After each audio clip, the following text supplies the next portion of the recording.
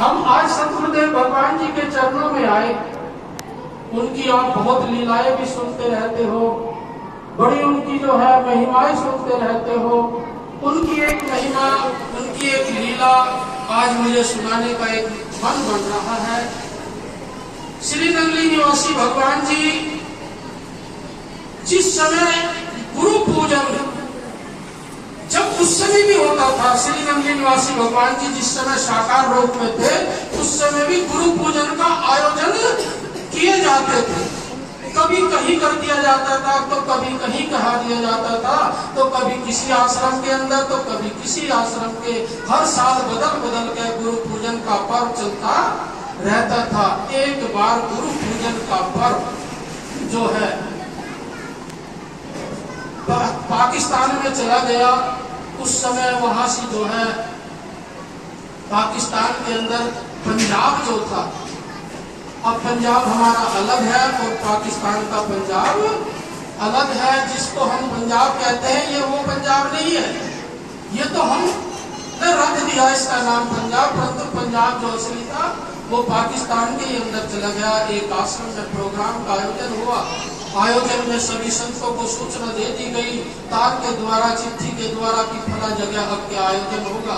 सभी संत अपने आयोजन के अनुसार समय समय पे वहां से निकलने लगे। जैसे ही निकलते जाते और वहां पहुंचते जाते, और वहां से एक बहुत बड़ा मेला, श्री गुरु महाराज जी जहाँ भी आयोजन करते वहाँ बहुत बड़ा मेला लग जाता। हजारों लाखों लोगों की भीड़ हो जाती और बड़े उत्साह के साथ जो है प्रोग्राम होता। उसी में एक महात्मा श्री नंगली निवासी भगवान जी के एक बड़े अच्छे सिद्ध महात्मा श्री नंगली निवासी भगवान जी के दर्शनों के लिए, गुरु पूजन करने के लिए चले। जैसे ही गुरु पूजन के लिए वहां से चले, चलते चलते पैदल के रास्ते हुआ करते, संध्या हो गई। संध्या होने पर वो जो है जब नदी के किनारे चनाव नदी के पास पहुंचे, चनाव नदी में नाव थी। उन्होंने नाविक से कहा कि भाई हम भी चलेंगे। उन्होंने कहा ठीक है बैठिए, हम तो सबको लेकर जाएंगे, जो पैसे देगा उसे सबको। उन्होंने कहा कि भाई हम पैसे को नहीं छूते और पैसा हम पास नहीं रखते। ऐसे ऐसे वैरागी त्यागी महात्मा श्री गुरु महाराज जी के हुआ करते थे, वो कभी पैसे को भी छूते नहीं थे। तो जैसे ही स्टीमर में बैठ गए, बैठ जाने पर उनसे टिकट मांगा गया, पैसे मांगे गए, परंतु उन्होंने कहा भाई हम पैसा को छूते नहीं है, पैसा रखते नहीं है, हमारे पास कोई पैसा नहीं है। हम जो है गुरु दर्शन के लिए जा रहे हैं और गुरु दर्शन करके हम गुरु पूजन करके वापिस आएंगे। उन्होंने कहा कि नहीं, हम बिन पैसे आपको नहीं, क्योंकि जो है स्टीमर बिना पैसे के चलता नहीं है, इसमें भी खर्च होता है और हम आपको नहीं ले जा सकते। उनको महात्मा को हाथ पकड़ के वहां से उतार दिया। महात्मा जी चलते चलते फिर कहा देख लो भाई, हमें भी ले लो। उन्होंने कहा कि नहीं, हम नहीं, हम आपको बैठा सकते, ऐसे चले आते हैं। उन्होंने जो भी कहना, जो मुंह में आया वैसे दो चार बातें कही। कहने पर वो महात्मा जी चले गए। वहां से एक पहाड़ी के पास में जाकर आसन लगाकर बैठ गए और संकल्प कर दिया, गुरु महाराज जी जो स्टीमर आपके संतों को बैठाकर नहीं ले जा सकता, तो वो और कैसे किसी को ले जा सकता है। ऐसा संकल्प करके बैठ गए और बैठ जाने पर परंतु गुरु महाराज से लो लगा ली। गुरु महाराज का भी उधर सिंहासन डोल गया। गुरु महाराज ने देखा, हो देखो कितना जिद्दी है ये महात्मा, कि जो है ये चाहता तो वहीं बैठे बैठे गुरु दर्शन कर सकते थे, परंतु क्या किया इसने, जिद करके बैठ लिया कि ये स्टीमर चलना नहीं चाहिए। तो क्या हुआ, जैसे उसकी जिद पकड़ी और पकड़ के तार जुड़ गई श्री गुरु महाराज जी। श्री गुरु महाराज जी ने भी अपनी जो है उस स्टीमर को चलने, वो बार बार चाबी लगाते और बार बार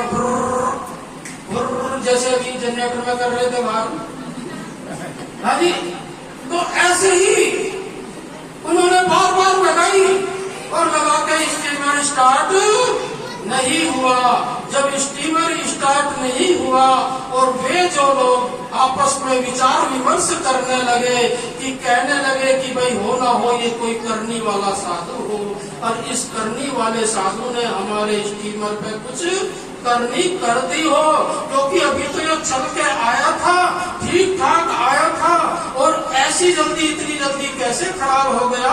इसके लिए उन्होंने क्या किया, सारों ने मिलकर उन महात्मा जी को ढूंढना, ढूंढते ढूंढते ढूंढते वो महात्मा जी पास में तो पहाड़ी के किनारे पे बैठे हुए भजन कर रहे थे।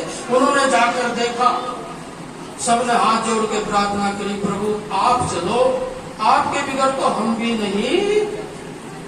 उन्होंने कहा कि नहीं नहीं कोई बात नहीं, मैं यही से सही हूँ। कि नहीं नहीं महाराज जी आप उठो। सबने हाथ जोड़े, उसी को सामन करी, प्रार्थना करी और उनको उठाकर वहां से स्टीमर में लाकर बैठा दिए। जैसे स्टीमर में बैठे और उसमें चाबी लगाई, और चाबी लगाते ही वो स्टार्ट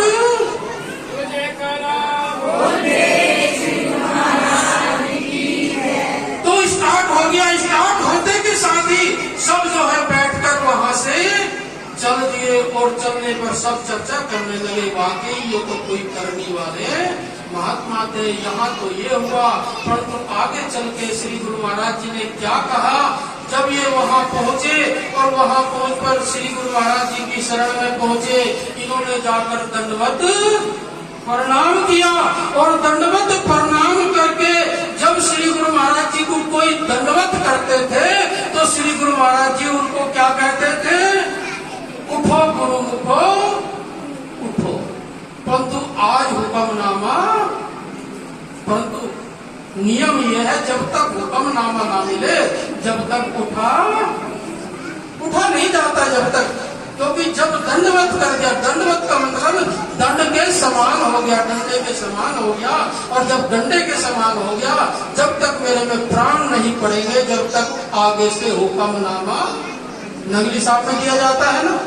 किसने सुना, सभी ने सुना होगा कि जब तक हुक्मनामा नहीं मिल जाता हम उठते। तो इसीलिए उस समय से ही चला आ रहा है, श्री गुरु महाराज जी ने उनको हुक्मनामा नहीं दिया, पड़े रहे। महात्माओं ने बहुत इशारे करे, महाराज जी, गुरु महाराज जी, भगवान जी बहुत इशारे करे, परंतु गुरु महाराज जी ने उसकी तरफ को नजर भी उठाकर नहीं देखा। जब ज्यादा ही कहने लगे, श्री गुरु महाराज जी ने कहा, अरे पड़ा रहने दो सोरे को, इसने मुझे बहुत परेशान। उन्होंने क्या परेशान किया, ये तो अभी आए हैं कि नहीं नहीं इसने मुझे बहुत परेशान किया। उन्होंने कहा देखो मेरी कमीज का बटन खोल कर दिखाया तो गुरु महाराज जी से का यहाँ से जला हुआ था कंधा। गुरु महाराज ने अपना कंधा स्टीमर में लगाए रखा था। श्री गुरु महाराज जी ने अपना स्टीमर रोक रखा था, अपना कंधा लगा के कि इसे चलने नहीं देना, और जो है कंधे में भी घाव और जलन हो गई थी। तो ये चीज दिखाकर उन्होंने कहा, इस नालायक ने मुझे ऐसा किया, मैं ये नहीं चाहता। मेरे महात्मा वे नहीं है जो रिद्धि सिद्धि दिखाए, मेरे महात्मा वे हैं जो भजन करे।